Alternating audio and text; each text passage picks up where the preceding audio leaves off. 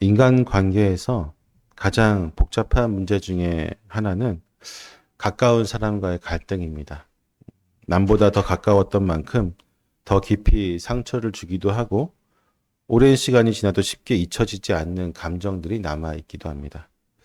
그래서 누군가를 용서하거나 다시 관계를 회복한다는 것은 실제로 되게 말처럼 쉬운 일들이 아니게 됩니다.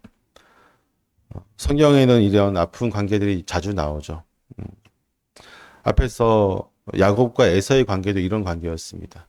형제였지만 야곱은 형 에서를 속여서 장자의 명분을, 축복을 가로채고 또 축복을 빼앗긴 에서는 분노하여서 야곱을 죽이려고 하고 또 야곱은 그 형의 분노를 피해서 도망가서 수십 년의 세월을 보내야만 했습니다.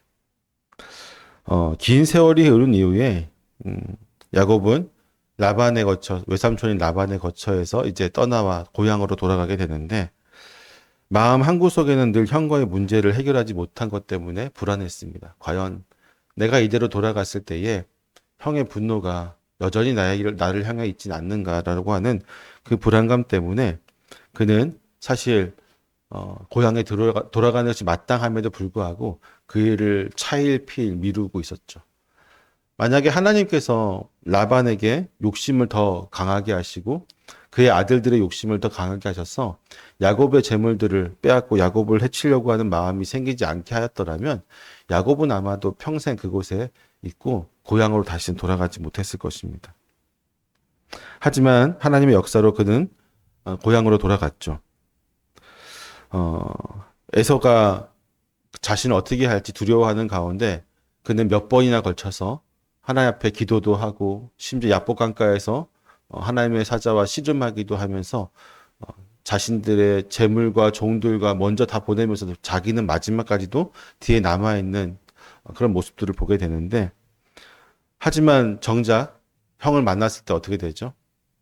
야, 그렇게 고민하고 밤을 며칠을 새면서 정말 갈등하는 가운데 정말 하나님께서 겨우겨우 그를 설득시키시고 용기를 주셔가지고 형을 딱 만났을 때에 형은 아무렇지도 않게 그에게 다가와서 안고 울며 그에게 입맞추며 환영하는 모습을 보게 되죠. 물론 이게 마음에 형이 그동안에 수십 년의 세월 동안에 동생에 대한 분노가 사그라졌을 수도 있지만 그보다는 하나님께서 그 가운데 그 만남을 이루어 가시고 화해시키시고 또 그들로 하여금 하나님의 역사를 이루어 가게 하셨기 때문에 가능한 것이라고 생각이 되어집니다. 두 사람의 사이를 막고 있었던 지난날의 상처가 결국 하나님을 인해서 무너지게 된 것이죠. 회복은 야곱의 계획이나 에서의 성격 때문이 아니라 전적으로 하나님이 일하셨기 때문에 가능한 일이셨습니다. 하나님은 사람의 마음을 움직이시고 상처와 두려움, 그 너머에서 화해를 이끄시는 분이십니다. 오늘 본문에 등장하는 요셉과 그의 형들도 이런 관계죠. 일방적으로 형들이 잘못했다라고 할 수도 있겠지만 사실 형들이 그렇게 되기 전까지 야곱에게도 어느 정도의 문제는 있었습니다. 하지만 그 둘 사이에 큰 갭이 생긴 건 결국 형들이 그를 죽이려고 했고 심지어는 죽이진 않았지만 그를 애굽에 팔았기 때문에 둘 사이에는 정말 큰 원수가 될 수밖에 없는 강이 가로막고 있었습니다. 과거의 죄가 이제 오랜 시간이 흘렀는데 하나님은 기근이라고 하는 현실을 통해서 그 멈춘 시간을 다시 흐르게 하고 있습니다. 누구도 예상하지 못한 방식으로 하나님은 그들을 만나게 하시고 회복의 자리로 인도하고 계십니다. 혹시 지금 우리도 그런 자리에 서 있지 않습니까? 피하고 싶은 관계, 꺼내기 어려운 기억, 말하지 못하는 감정이 우리 안에 있다고 한다면 하나님께서 그 자리로 인도하심을 우리는 믿고 의지하며 나아갈 수 있기를 바랍니다. 하나님 지금도 관계를 회복시키시고 우리가 다시 회복된 관계 속에서 특히나 공동체 안에서 또 우리가 믿음 안에서 회복된 관계로 하나님의 역사를 만들어 나가기를 원하십니다. 본문 말씀을 더 깊이 들어가 보면 기근은 야곱의 집에도 큰 영향을 끼치게 됩니다. 1절 말씀 같이 한번 읽어보겠습니다. 시작.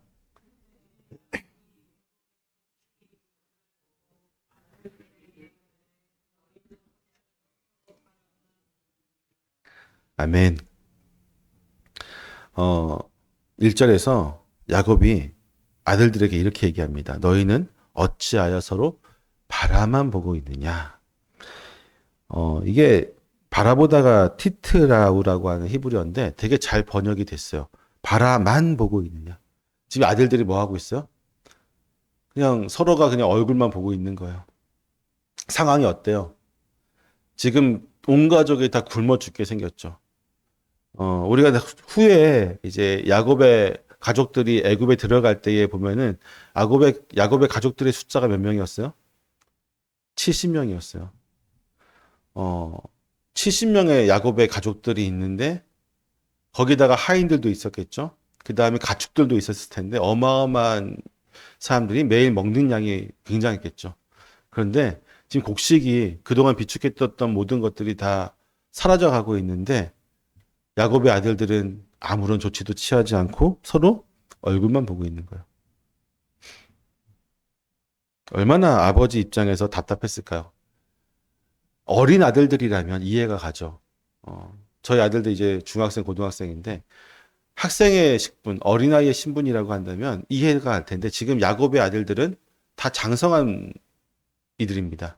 심지어 장성해서 아들들도 있어요. 자식들도 있고 결혼도 하고 다 그런 상황에 있는데 이미 한 가장이 된 입장에 되어진 그 아들들이 형제들이 서로가 얼굴만 보면서 어떡하지? 하고 있는 거죠. 얼마나 야곱의 마음이 답답했겠습니까? 초조하고 안타까움이 묻어나 있는 말이 바로 이 말이에요. 너희는 어찌하여 서로 바라만 보고 있느냐. 우리 가운데 문제들이 생길 때, 그 문제를 해결하지 않고 그냥 서로가 얼굴을 보고 있다면 얼마나 그 가정은 답답하겠습니까?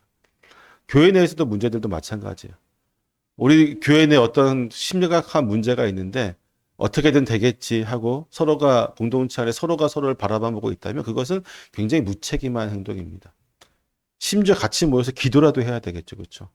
초대교회 때 사도행전에 보면은 사도들이 잡혀갔을 때에 교인들은 뭐 했냐면 서로 얼굴만 바라보지 않았어요. 같이 모여서 함께 기도했어요. 기도하고 성령의 역사가 이루어지게 하죠. 공동체 역사는 항상 우리가 공동체 안에서 어떤 문제가 생겼을 때에 그 역사는 가만히 있다고 해결되어지지 않습니다. 우리가 움직여야 되고요. 1차적으로는 기도해야 되고 2차적으로는 기도하는 가운데 말씀에 따라서 하나님의 명령에 따라서 움직여야 됩니다. 그리하 하였을 때 모든 문제들은 해결이 되어지지 얼굴만 바라본다고 해서 그 어떤 문제도 이루어지지 않아요. 가정도 마찬가지고 공동체도 마찬가지입니다. 여기 보다라고 하는 단어가 한 1절에서 2번 반복되고 있어요. 야곱이 곡식에 있음을 봤다라고 해서 한 번 나오고요. 너희는 어찌해서 바라만 보고 있느냐. 야곱이 보고 있는 것은 현실이에요. 현실을 봤을 때에 애굽에는 곡식이 있는데 자신들은 뭐예요? 곡식이 없어요. 이것은 현실에 대한 인식이었죠. 그리고 또 다른 현실에 대한 인식은 아들들이 무책임하게 서로가 서로를 바라만 보고 있는 것이죠.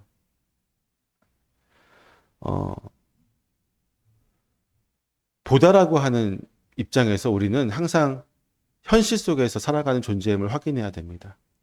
그리스도인이라고 해서 뜬구름처럼 영혼의 사람이니까 항상 하늘에서만 살아가는 것처럼 살아가는 것은 굉장히 잘못된 것이죠. 과거에 한창 우리가 교회가 성장했을 때에 우리 부모님 세대들이 항상 현실은 보지 않고 교회만 가서 교회 안에서 기도만 하고 그리고 교회 안에서 내가 봉사하면은 모든 문제가 다 해결될 거라고 생각했던 역사도 있었습니다. 지금도 마찬가지예요. 이단 사이비들이 왜 문제를 일으킬까요? 이단 사이비들의 가장 큰 문제는 현실을 못 보게 하는 겁니다. 현실을 못 보게 해야지 자신들이 착취할 수 있잖아요. 그래서 우리가 예전에 몇 년 전이긴 하지만 PD수첩에서 돌나라 이제 그것이 방영이 됐는데 어떻게 합니까? 공동체 생활을 하면서 TV도 못 보게 해요. 인터넷도 못 하게 합니다. 왜? 밖에 있는 실상을 보면은 그들이 믿음이 흔들릴까 봐. 그들이 지금 속해 있는 이 현실을 보게 되면은 그들이 이제 그 공동체를 빠져나갈까봐 겁나서 현실을 인식하지 못하게 하죠. 교회가 건강해지려면요, 교회에만 나와서 충성하라고 이야기하면 안 됩니다. 교회가 건강한 교회는 말씀을 듣고 세상을 향해 나아가라고 가르치는 교회가 건강한 교회예요. 교회 안에서만 충성하고 교회 안에서 기도하고 교회 안에서 밥 먹고 하면서 우리 안에서 좋습니다 라고 하는 것은 하나님의 뜻에 어울리지 않는 것입니다. 베드로도 마찬가지잖아요. 변화산에서 예수님이 모세와 만나가지고 변화된 모습을 보면서 이곳이 좋습니다. 움막을 짓고 여기서 살겠습니다 했을 때 예수님 꾸짖잖아요. 우리 안에 있는 곳은 물론 좋아야 돼요. 여기서 사랑이 넘쳐야 되고 기쁨이 넘쳐야 되고, 하지만 현실을 보지 못하는 기쁨은요, 하나님 앞에서 무지한 자가 됩니다. 사실 결과적으로는 믿음이 없는 자와 별 차이가 없는 모습인 거예요. 지금 야곱은 그대로 현실을 갖고 있어요. 현실을 보니까 우리가 지금 얼마나 크게 지금 우리가 지금 무너져 있는지, 우리가 가정이, 그리고 어느 곳에 양식이 있는지가 보인단 말이죠. 그것을 보지 못하는 것은 지금 야곱의 형제들이에요. 야곱의 아들들이죠. 야곱의 아들들은 서로가 서로를 바라보면서 현실을 인식하지 못하고 이곳에 안주하고 있는 모습을 보이고 있습니다. 때문에 현실을 잘 인식했던 야곱은 바른 판단을 내리고 아들들에게 이야기를 합니다. 곡식을 사오너라. 그래야 우리가 살고 죽는 일이 없다라고 이야기를 하죠. 결국은 현실을 인식하지 못하면 어떻게 되는 거예요? 죽는 겁니다. 죽을 수밖에 없어요. 믿음 생활도 마찬가지죠. 우리가 현실을 인식하지 못하고 우리가 이곳이 좋사오니 했을 때에 우리는 결국은 어떻게 돼요? 죽을 수밖에 없어요. 우리 영혼이 죽을 수밖에 없고, 심지어 극단적으로 가면 이단 사이비에 빠진 사람들 극단적으로 어떻게 돼요? 육체도 죽어요. 마지막에는. 우리가 산다. 이 산다라는 표현이 자주 등장을 하는데 요셉도 이 말을 자주 사용합니다. 요셉은 형제들을 만나면서 이렇게 하면 우리가 살리라고 말하고요. 나중에는 하나님이 나를 먼저 보내 너희를 살리려 하셨다고 하면서 살다라는 표현을 쓰죠. 야곱이 보여준 현실적 대응은요, 결과적으로 요셉과의 만남을 향해 나아가도록 하나님이 역사하신 것입니다.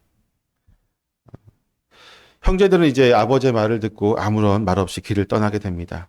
본문은 이렇게 얘기해요. 요셉의 형들이 이제 길을 떠났다라고 이야기를 하죠. 이제 요셉의 형들이란 표현을 씀으로써 이제 이야기의 흐름이 다시 요셉의 중심으로 가고 있음을 보고 있습니다. 요셉을 죽이려고 했던 형들, 이후에 그를 팔았던 형들은 이제 요셉에게 스스로의 걸음으로 나아가고 있어요. 이것은 마치 멀리 돌아서 결국 제자리에 돌아오는 걸음과도 같습니다. 한때 자신들의 손으로 내쳤던 동생을 향해서 이제는 자신도 모르게 그를 향해서 발걸음이 움직여지고 있는 것이죠. 누군가의 계획도 아니었고 의도된 회복도 아니었습니다. 그저 기근이라고 하는 현실 앞에서 생존을 위해서 선택한 길이었을 뿐인데, 그 모든, 물론 이면에는 하나님께서 다 섭리로 역사하신 것이지만 그 길이 결국은 요셉에게로 향하고 있는 것을 보게 됩니다. 그들은 요셉을 잊은 채 살아갔을지도 몰라요. 아마 제 생각에는 요셉을 기억하고 있는 것은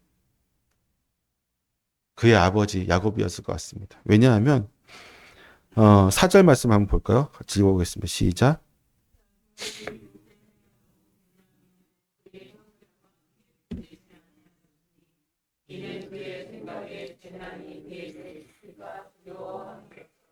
아멘.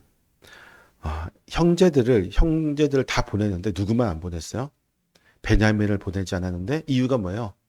야곱 때문이었어요. 야곱처럼 내 사랑하는 막내 아들, 그리고 라헬의 하나밖에 없는 이제 아들이죠. 라헬은 요셉과 베냐민밖에 낳지 않았으니까 라헬의 자손이 어떻게 될까봐 걱정돼서 보내지 않았습니다. 그러니까 형들은 아마도 잊고 살았던 것 같아요. 특히나 죄의 어떤 특성 중에 하나인데 무거운 죄를 짓잖아요. 그러면 우리의 감정은 되게 무뎌집니다. 죄를 지으면 지을수록 우리의 양심은 무뎌지게 되었어요. 성경에서 뭐라고 해요? 양심에 화인 맞은 자들아, 이런 표현을 쓰잖아요. 양심이 없는 사람이 왜 많을까요? 양심이 없다는 것은요, 그만큼 죄를 많이 지은 사람입니다. 죄를 짓지 않은 사람은 아직 양심이 뜨끈뜨끈해요. 우리 처음에 죄 지었을 때 한번 생각해 보세요. 처음에 조그만 죄를 지었는데 가슴이 콩당콩당 하잖아요. 누구 앞에서. 근데 이제 이거를 똑같은 일을 몇 번 반복하면요. 그때는 이제 스릴을 느끼기 시작합니다. 어떻게 하면 안 걸리네? 잘 됐네? 다음에 어떻게 해볼까? 잘 알죠?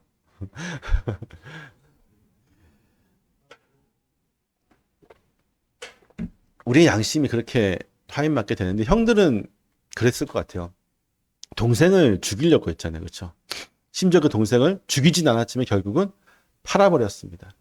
아버지의 가슴에 대못을 박았어요. 그런 죄를 지은 형들이 그것이 양심이 남아있다면 이렇게 행동 못했겠죠. 아마 형들은 요셉을 잊고 살아갔을지 모르겠지만 요셉은 그 가슴에 묻고 살았습니다. 올해가 세월호 11주기라고 하더라고요. 저도 모르고 살았는데 어제 지나가다가 세월호 11주기 이렇게 팻말이 붙어 있는 여러 가지 이제 그걸 봤는데 세월호 사건을 통해서 11년이 지났지만 여전히 그들을 기억하는 사람들이 있습니다. 기억하는 사람도 있고 여전히 그들을 정치에 이용하려고 하는 사람들이 있고 여전히 그 모습을 보면서 비판하는 사람도 있습니다. 심지어는 그 자녀를 잃은 부모들을 욕하는 사람들도 있죠. 여러분, 근데 제일 중요한 건 뭐냐면요. 그 자녀를 잃은 부모의 마음은 11년이 아니고 100년이 가도 잊혀지지 않습니다. 저는 정치적으로 이용하는 사람도 나쁜 사람이지만 그 부모를 향해서 욕하는 사람들은 정말 나쁜 사람이라고 생각이 돼요. 이유가 어떻든. 여러분, 자녀는 가슴에 묻는 거라고 하잖아요. 죽을 때까지도 잊혀지지가 않습니다. 자녀를 잃어버리신 분만 알겠죠. 최근에 폭삭 속았수다라는 드라마가 인기가 있었잖아요.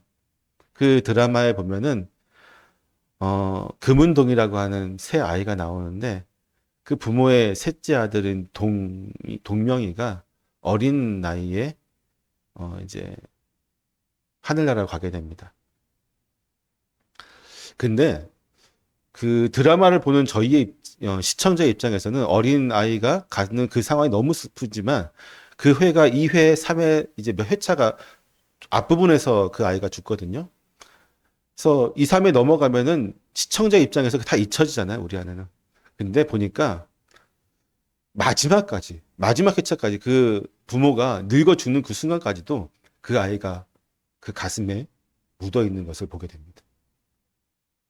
그러니까 그렇게 정말 어린 시절에 부모가 실수해서 아이가 죽은 거잖아요. 잠깐의 그 방심 때문에. 그게 묻혀져서 잊혀질 것 같은데 그렇지 않아요. 마지막까지 아버지가 그 이제 암으로 이제 아버지가 돌아가시는데 마지막까지 돌아가실 때까지 그 가슴에 묻혀져 있던 거죠. 때문에 이 요셉이 죽었다고 생각하는 야곱의 마음은 여전히 그게 10년이든 20년이든 그 가슴에 묻혀 있는 거예요. 그래서 베냐민을 보내기가 싫었던 겁니다. 여기 본문에 보면은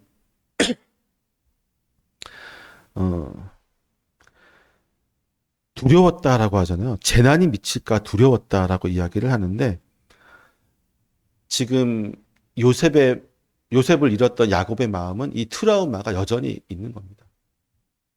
그것을 우리가 쉽게 재단할 수 없어요. 우리가 이제 부모를 잃은 사람들 마음 쉽게 재단할 수 없습니다. 세월호도 마찬가지고요. 우리 주변도 마찬가지고요. 그러면 아무리 공감 능력이 없다고 할지라도 그런 사람에게는 그냥 위로 한마디 하는 게 우리가 할 수 있는 일 다예요. 우리가 다 이해할 수도 없고 자식을 잃은 부모의 마음을 100% 이해할 수도 없고요. 거기를 우리가 이해한다고 감히 위로한다고 어떤 말을 꺼내는 것도 되게 죄송스러운 거고요, 사실은. 심지어는 그것을 가지고 부모가 뭐 이용해 먹는다느니 뭐니 입단 망발을 하는 것은 정말로 큰 죄악을 짓는 것과 마찬가지입니다. 그는 다시는 똑같은 아픔을 겪고 싶지 않는 마음으로 베냐민을 곁에 붙들고 있어요. 근데 여러분 생각해 보세요. 베냐민은 어땠을 것 같아요, 여러분? 형들은 잊었어요. 아마 아버지가 울고불고 하고 막 가슴을 치면서 그렇게 애통하는 거 며칠 또는 한 달? 아, 죄송한 마음? 그 정도에서 형들은 아마 잊혀졌을 것 같아요. 근데 또 다른 힘든 사람이 여기 등장해요. 그게 베냐민이에요. 베냐민은 지금 십수년 동안 아버지가 베냐민을 끼고 살았을 것 같단 말이죠. 지금도 마찬가지지만 얼마나 답답했을까요?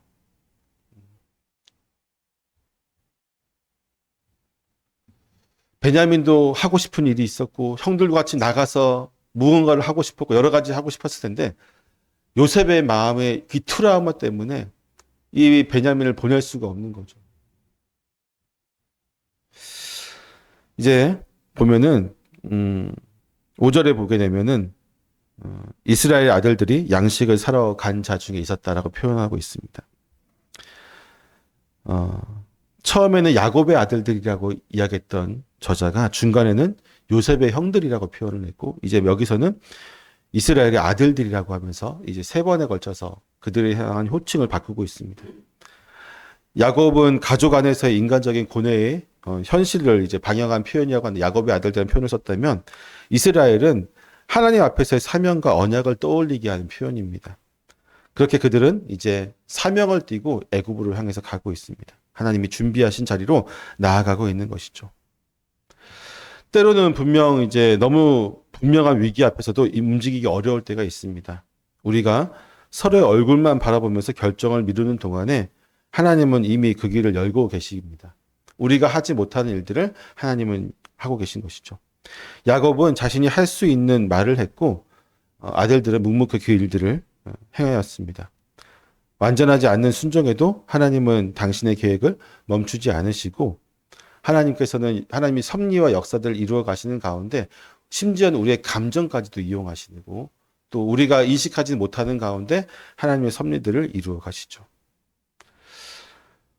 문제는 이제 기근이 너무 길어졌습니다. 양식이 다 떨어졌고 애굽 전역은 물론이고 인근 나라들까지도 양식을 구하기 위해서 모든 사람들이 다 애굽으로 몰려들고 있는 상황이었습니다.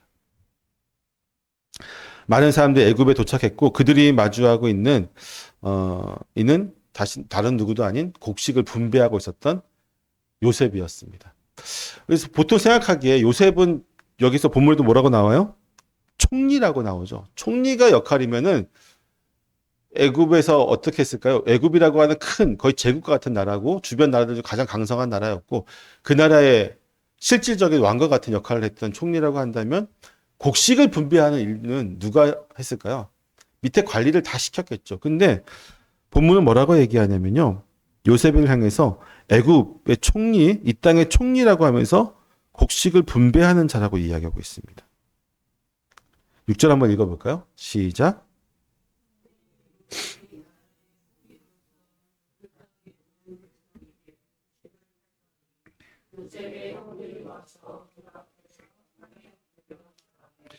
자, 요셉이 백성들에게 곡식을 분배하는 자로 표현이 되고 있어요. 권위를 갖춘 그는 그가 왜 특별하게 곡식을 분배하는 역할을 했을까요? 물론 이제 개인적으로는 그가 정말 일을 열심히 하는 어떤 성품이었을 수도 있고 또는 그가 그에게 맡겨진 사실 곡식을 분배하는 일에 밑에 사람들 맡기다가 어떤 일이 벌어질까요? 횡령하는 일들이 사실은 많이 벌어질 가능성이 굉장히 많습니다.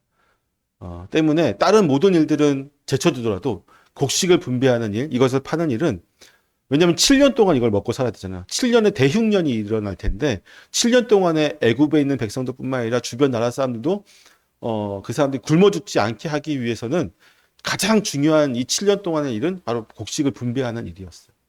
때문에 총리라고 하는 높은 자리에 있으면서도 그는 가장 낮은 자리의 일까지도 그가 이 가장 중요한 일이라고 생각하는 일들을 행하기 때문에 곡식을 살아왔던 모든 사람들 다 일일이 만나면서 분배를 하고 있었습니다. 근데 6절을 보면 형들이 지금 요셉 앞에 엎드려 절하고 있어요. 무엇이 떠오르고 있습니까? 꿈이 떠오르고 있죠. 바로 그 꿈이 지금 이루어지고 있습니다. 형들의 곡식단이 요셉의 단에 절하고 별들이 요셉을 향해 몸을 기울였던 그 꿈이 지금 이 순간에 이루어지고 있는 것입니다. 시간은 많이 흘렀지만 요셉은 그 꿈을 가슴속에 품고 있었던 것 같습니다. 9절 말씀 보면요. 요셉이 이렇게 얘기합니다. 같이 읽어볼까요? 시작.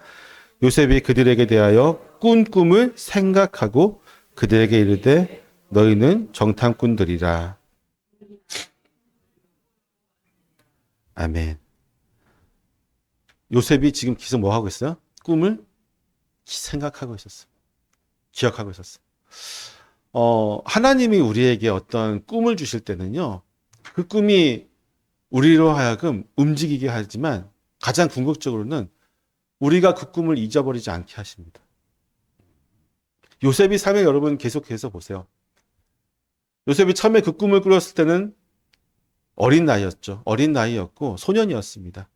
한창 자랑하면서 자신이 잘난 척하던 그때였는데 그 이후에 그의 삶은 이 꿈과는 전혀 상관이 없는 삶을 살았어요. 그렇죠? 노예로 팔려갔고 노예의 삶을 계속 살다가 억울하게 감옥에 갇히기도 하고 지금은 애굽에서 이제 총리를 하고 있는데 그 수많은 시간이 흐른 이후에 그 꿈이 이루어지잖아요. 그리고 하나님께서 그 꿈을 기억나게 하시죠. 우리가 하나님 앞에서 비전을 꿈꿀 때는요, 하나님 앞에서 그 꿈이 이루어지는 그 순간을 향해서 하나님이 한 걸음 한 걸음 움직이실 때에 사실은 우리가 그것을 인식하지 못할 때가 많이 있습니다. 왜? 하나님의 인도하심은 너무나도 거대한 우주 가운데 이루어지는 일들이기 때문에 우리의 인간적인 생각으로는 그 꿈들을 하나하나 우리의 눈으로 볼 수도 없고요. 느낄 수도 없고 확인할 수도 없어요. 그런데 언제 확인하냐면 이루어졌을 때입니다. 이루어졌을 때 확인할 수 있어요. 그게 바로 섭리예요. 우리가 자꾸 섭리를 우리 인간의 눈으로 이해하려고 할 때는 사실은 억지를 부릴 때가 많이 있거든요. 그렇지만 이루어진 이후에는 섭리가 우리 눈에 정확하게 보입니다. 그 이유는 뭐냐면 성령께서 우리 눈에 보이게 하시기 때문에. 본문에는 요셉이 그들에 대하여 꿈을 생각하고 자신이 생각한 것 같지만 그것을 생각나게 하는 그 꿈이 현실 속에서 그때 어릴 때 내 꿈이 이것이구나 하고 기억나게 하시고 깨우쳐지게 하시고 바로 그 순간에 알게 하신 것이 누구냐면 성령님이신 거죠. 되게 놀라운 것은요. 하나님의 섭리는 지금도 이루어지고 있잖아요. 그렇죠? 근데 우리가 알고 있는 게 있어요, 없어요? 없어요. 특히나 큰 일들이 벌어졌을 때는 우리가 정말로 이해할 수 없습니다. 며칠 전이 바로 그 제주 항공 사건이 이루어진 지 이제 100 며칠 지금 지났거든요. 우리가 그날 그 일이 왜 이루어졌는지 우리 사실 잘 모르겠어요. 그렇죠? 몇 년이 지나긴 했지만 지금도 이루어지고 있는 일들 중에 하나 중에 이해가 안 가는 일들 중에 하나는 뭐냐면 우크라이나와 러시아의 전쟁이에요. 저는 지금도 솔직히 잘 모르겠습니다. 목회자지만. 이스라엘과 팔레스타인의 전쟁, 왜 그런 전쟁을 통해서 이 땅에 고통이 임하고 있는지 솔직히 잘 모르겠어요. 근데 기도하죠, 우리는. 하나님의 섭리가 이루어지게 해달라고. 하나님께서 그 가운데 적어도 주님의 의로운 손길을 내미셔서 의로운 자들을 보살펴 주시고 연약한 자들을 보호해 달라고 우린 기도밖에 할 수 없고 왜 이 일들이 이루어지는지 알 수가 없습니다. 언제 알 수 있을까요? 하나님의 뜻이 이루어질 때 알 수 있겠죠. 저 일 때문에 저런 일이 있었구나. 우리 개인적으로도 마찬가지입니다. 그건 너무 이제 세계적인 일이니까 잘 모를 수도 있지만 우리 개인적으로도 뭐 사업이 실패한다거나 아니면 지금 내가 계획했던 일들이 완전히 무너져 내린다거나 아니면 내가 정말 거의 다 왔다고 느꼈던 그 한 걸음 속에서 내가 주저앉게 된다거나 정말 알 수 없는 일들이 우리 가운데 이루어질 때 우리는 항상 이유를 알 수 없어요. 하나님한테 원망하기도 하죠. 때로는 하나님 왜 나에게 이런 일들이 벌어지게 하십니까? 하나님 왜 나로 하여금 이렇게 주저앉게 하십니까? 원망하기도 하고 때로는 기도하는 가운데 구해달라고 얘기를 하지만 수년이 흐르고 십수년이 흐른 이후에야 그때 하나님 나를 그렇게 하신 이유가 지금 나를 이 자리에 세우게 하기 위해서였구나. 그때 알게 되는 거예요. 때로는 그게 몇 년이 걸릴 수도 있고 때로는 그게 10년, 20년이 걸릴 수도 있습니다. 그때 하나님 깨닫게, 그리고 깨닫게 하시는 것도 바로 성령님이, 하나님께서 우리에게 주시는 것이죠. 요셉은 지금 그 상황에 와 있어요. 지금 깨닫게 하셨습니다. 하나님. 아, 내가 그때 꾼 꿈이 바로 이 장면이구나. 형들이 나에게 지금 절을 하고 있구나. 그러면서 요셉에게 제일 먼저 떠올랐던 것은 무엇일까요? 하나님의 섭리겠죠. 하나님의 섭리. 아, 하나님의 섭리가 그때 그 나로 하여금 성들의 곡식단이 나에게 절을 하는 꿈을 꾸게 한 것이 나로 하여금 지금 이 자리에 있게 하기 위해서였구나. 그러면 그의 사명이 깨달아지는 거죠.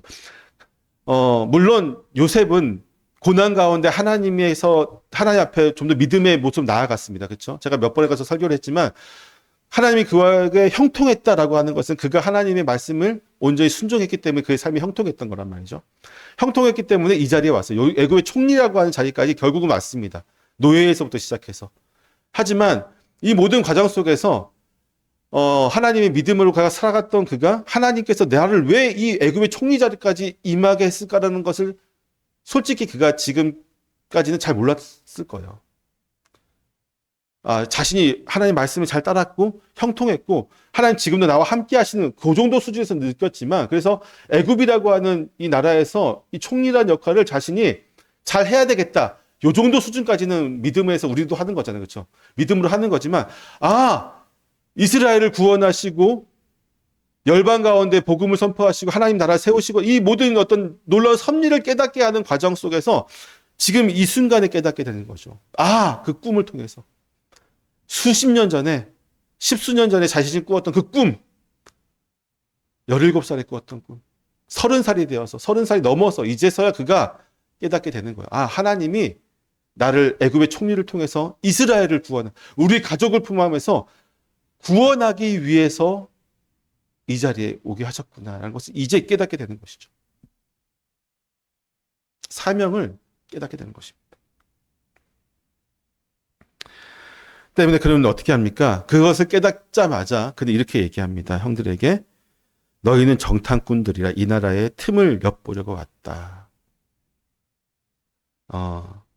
어떻게 보면은 화가 나실 수도 있고 처음에 형을 봤을 때 아니면 사명을 깨달았으니까 이제 형들한테 자신의 정체를 드러내고 하나님이 섭리가 우리를 나를 우리 가족을 구원하고 또 이 열방가에 가운 사람들을 구원하는 일에 사용하기 위해서 나를 그렇게 사용하기 위해서 이렇게 됐습니다. 형들 잘못이 없습니다라고 지금 얘기할 수도 있는데 그렇게 얘기하지 않아요. 그가 사명을 깨달았을 때에 제일 먼저 생각한 것은 이 모든 역사 가운데 하나님께서 자신을 사용하는 그 도구로서의 역할들이죠.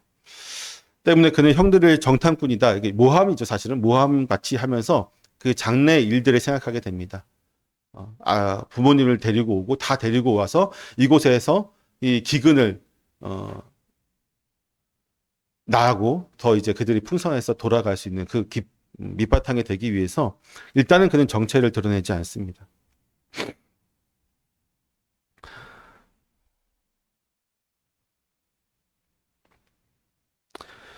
그가 정체를 드러내지 않고 형들에게 이야기함을 통해서 그는 이제 여기서 사용되는 단어가 이제 틈이란 말인데 이게 히브리어 에르와거든요. 요셉은 지금 형들을 이제 외면뿐만 아니라 이 내면의 마음 가장 깊은 곳을 확인하고 싶었던 것 같습니다. 확인하고 싶었고 틈이라고 하는 말 어떻게 보면 이게 너희들이 정탐꾼이다 또 틈을 엿보러 갔다 애굽을 엿보러 갔다고 하는 말 속에서 요셉은 어떤 마음을 갖고 있냐면은 형들이 과연 나를 그렇게 팔고 나서 어땠을까라는 마음을 좀 확인하고 싶었던 것 같아요.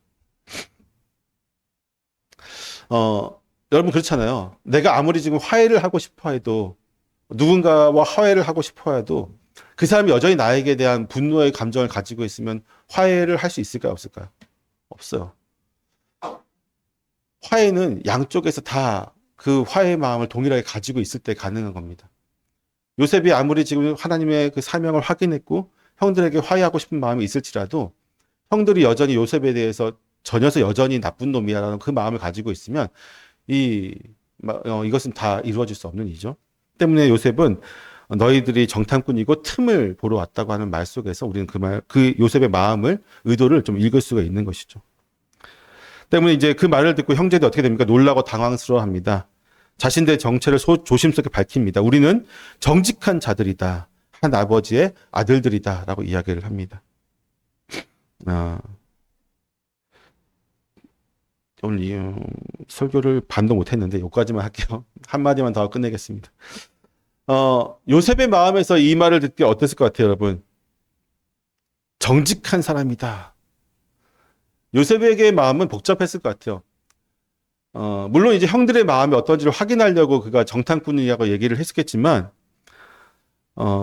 우리가 정직한 사람이라고 말을 하는 순간에 요셉은 자신을 죽이려고 했던 사람들인데, 자신을, 그리고 애굽에다가 팔았던 형들인데, 자신을 정직하다고 표현하는 그 입장에서 그는 과거의 기억들이 선명하게 떠올랐을 것입니다.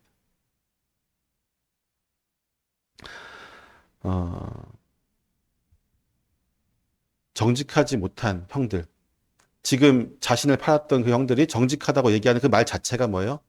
거짓말이고 정직하지 못하고 불의한 자들인 거죠. 아마 이후의 사건들은 그 이 말 한마디 때문에 결정난 것 같아요. 여기서 만약에 그 형제들이 솔직하게 자신의 죄를 좀 고백하고 우리 이런 사람이지만 그럼에도 불구하고 이제 우리 가족을 보살펴 주십시오 얘기했다면 그 당시에 바로 요셉은 커밍아웃을 했을 겁니다. 나 형이들 팔았던 동생 요셉이야라고 했을 겁니다. 그렇지만 첫 마디가 우린 정직한 사람입니다라고 하는 순간에 이제 요셉의 이후들의 계획들이 나오게 되는 것이죠. 이 말씀을 하고 마치려고 하는데요. 우리는 정직한 사람이 아니에요. 우리는 정직한 사람이 아니에요. 그렇죠? 우리는 정직할 수가 없는 사람들입니다. 여기서 정직하다는 말은요. 바른 말만 한다는 얘기가 아니에요. 의롭지 못하다는 것을 포함하고 있습니다. 우리는 의로울 때가 많기를 바라는 사람입니다. 그리스도인의 정체성은 정확히 뭐냐면요. 하나님을 믿는 사람으로서 내가 의롭지 못한 날보다 의로운 날이 더 많기를 소망하는 사람이에요. 하지만 실질적으로 우리는 의롭지 못한 순간들이 더 많은 사람들이죠. 우리는. 그럼에도 불구하고 우리를 온전히 받아주시는 분이 누구예요? 하나님이시죠. 언제 받아주는 거예요? 하나님, 나는 의롭지 못하다고 고백했을 때 하나님 받아주시는 거잖아요. 요셉의 형들의 가장 큰 실수는 뭐였냐면요. 자기를 의롭다고 정직한 자라고 포장했을 때에 요셉은 그 마음을 받아들일 수가 없는 거예요. 그 순간에. 바로 용서가 갈 수 없는 거죠. 우리가 하나님 앞에 나아갈 때도 하나님 우리는 잘했습니다. 정직합니다. 내가 이 정도면은 잘 살아오지 않았습니까? 한 주간에 내가 그래도 내가 잘못한 것보다는 하나님 앞에서 내가 말씀대로 살려고 했던 게 더 많습니다 하고 주장했을 때에 그것은 의롭지 못하게 되는 거예요. 우리는 하나님 앞에 나아갈 때 항상 언제나 겸손하게 내가 죄인이고 내가 의롭게 살려고 했으나 그럼에도 불구하고 내가 살지 못했음에 대해서 하나님 앞에 용서를 구하는 모습으로 나아갈 때 하나님은 언제나 우리를 그 순간에 언제 받아주시죠. 그렇게 나아가면서 오늘도 승리하는 저 여러분 되시기를 축원합니다. 기도하겠습니다.